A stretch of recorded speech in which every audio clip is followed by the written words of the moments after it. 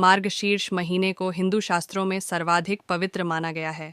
इसे लेकर भगवान ने गीता में कहा है, महीनों में मैं मार्गशीर्ष हूँ। इसी महीने से सतयुग का आरंभ माना जाता है। इस बार मार्गशीर्ष का महीना 16 नवंबर से 15 दिसंबर तक रहने वाला हिंदू पंचांग का 9वां महीना मार्गशीर्ष शुरू हो चुका है। इसे अग्रहायण या अगहन का महीना भी कहते हैं।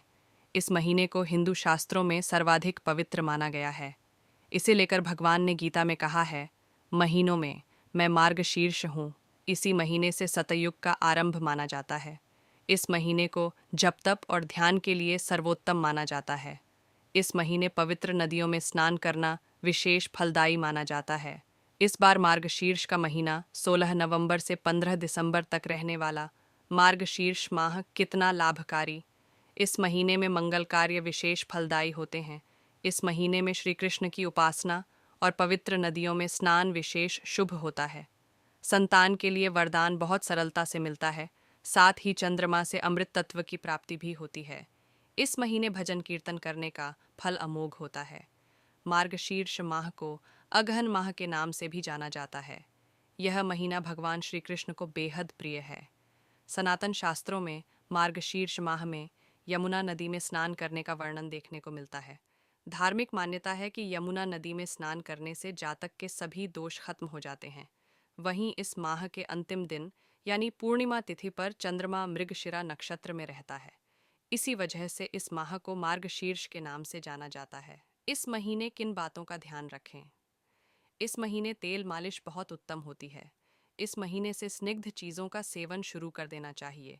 इसमें जीरे का सेवन नहीं करना चाहिए। मोटे वस्त्रों का उपयोग आरंभ कर देना चाहिए। संध्या काल की उपासना अवश्य करनी चाहिए। नित्य गीता का पाठ करना उत्तम होता है। जहाँ तक संभव हो भगवान कृष्ण की उपासना करें। किसी पवित्र नदी में स्नान का अवसर मिले तो अवश्य करें। मार्गशीर्ष माह में विष्णु शास्त्र नाम, भागवत गीता और गजेंद्र मोक्ष का पाठ अवश्य करें। इससे पितरों को मोक्ष मिलता है और जीवन में खुशहाली भी आती है।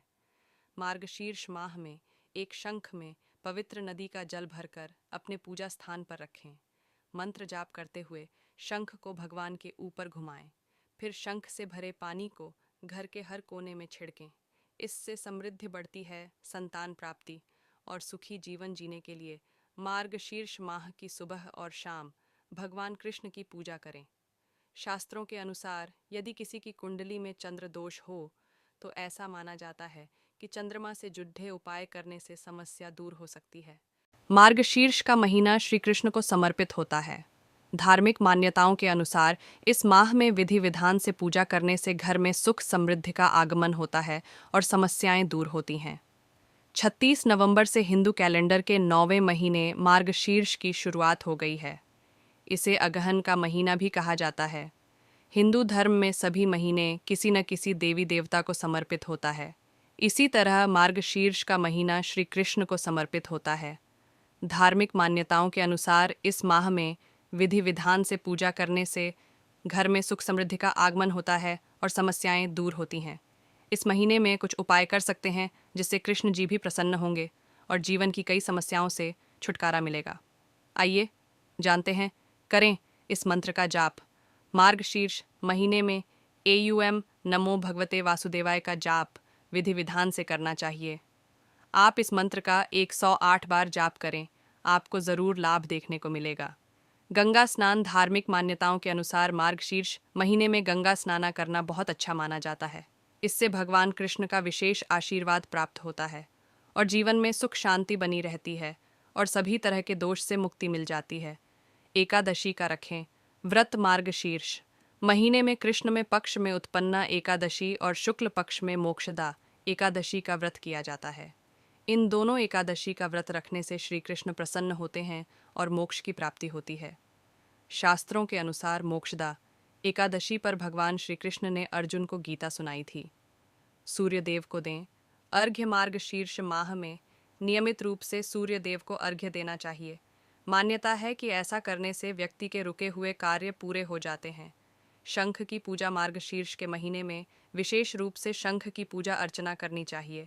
इससे कृष्ण जी अपनी विशेष कृपा बनाए रखते हैं और जीवन में सुख शांति का वास होता है।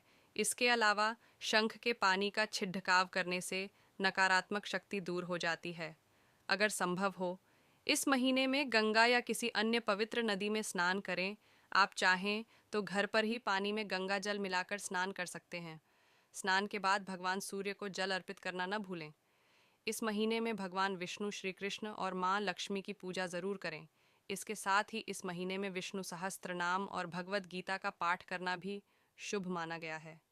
इस माह ज़रूरतमंदों को कपड़े, कंबल और खाना दान करें। गाय, कुत्तों, कौवों और चींटियों को खाना खिलाना भी फलदायी माना जाता है। पितरों की आत्मा की शांति के लिए तर्पण करें। अगर गंगा घाट पर न जा सकें तो घर पर ही पवित्र तरीके से पूजा करें। पूरे महीने सात्विक भोजन करें। तामसिक चीज़ों जैसे मांस, मदिरा से परहेज़ करें। इस दौरान जीरे का सेवन करने से बचना चाहिए। साथ ही अगर आप ये सब कर लेते हैं तो भगवान कृष्ण आपकी हर मनोकामना परम करते हैं। तो आपके जितने भी दुख दर्द होते हैं वे सभी खत्म होते जाते हैं। तो आपको ध्येय रखना है कि इस माह में क्या काम करना है, क्या नहीं करना है। हिंदू धर्म में 12 माह हैं जिनका अपना महत्व और उससे जुड़े नियम हैं। वैदिक पंचांग के अनुसार यानी 16 नवंबर से 9वें महीने यानी मार्गशीर्ष माह का आरंभ हो गया है, जिसका समापन 15 दिसंबर को होगा। मार्गशीर्ष माह के दौरान भगवान कृष्ण की पूजा करना शुभ माना जाता है। इस माह में किए गए मंगल कार्यों का फल हमेशा अच्छा ही मिलता है, इसलिए इस माह को सभी महीनों में सर्वश्रेष्ठ माना गया। आज के कालचक्र में पंडित धीरेन्द्र कृष्ण शास्त्री आपको मार्गशीर्ष माह में करने वाले 5 ऐसे उपायों के बारे में बताने जा रहे हैं जिसे करने से साधक की सभी इच्छाएं पूरी हो सकती हैं। मार्गशीर्ष माह में क्या करें या नहीं। इस महीने में शंख पूजा, किसी पवित्र नदी में स्नान, भगवान शिव का अभिषेक, ज़रूरतमंद लोगों को दान और भजन कीर्तन करने से साधक को विशेष फल की प्राप्ति होती है। मार्गशीर्ष माह में तामसिक भोजन का सेवन नहीं करना चाहिए। इसके अलावा जीरे का सेवन करना भी वर्जित होता है। मार्गशीर्ष माह के अचूक उपाय: मार्गशीर्ष माह की द्वादशी और पूर्णिमा तिथि को गाय के दूध से भगवान विष्णु को स्नान कराना चाहिए। इससे जीवन में आ रहे बड़े से बड़े संकट का नाश होता है। मार्गशीर्ष माह में भगवान विष्णु को शहद और शक्कर से स्नान करना भी शुभ माना जाता है। इससे आपको हर कार्य में सफलता मिलेगी। साथ ही घर परिवार में सदा खुशहाली बनी रहेगी। मार्गशीर्ष माह के दौरान जो लोग चांदी का दान करते हैं उनकी कुंडली में धन और प्रेम के कारक ग्रह शुक्र की स्थिति मजबूत होती है। शुक्र के मजबूत होने से जीवन में सदा खुशहाली बनी रहती है। मार्गशीर्ष माह में अन्न का दान करने से पापों से मुक्ति मिलती है। साथ ही जीवन में चल रही परेशानियां भी काफ़ी हद तक कम हो जाती हैं।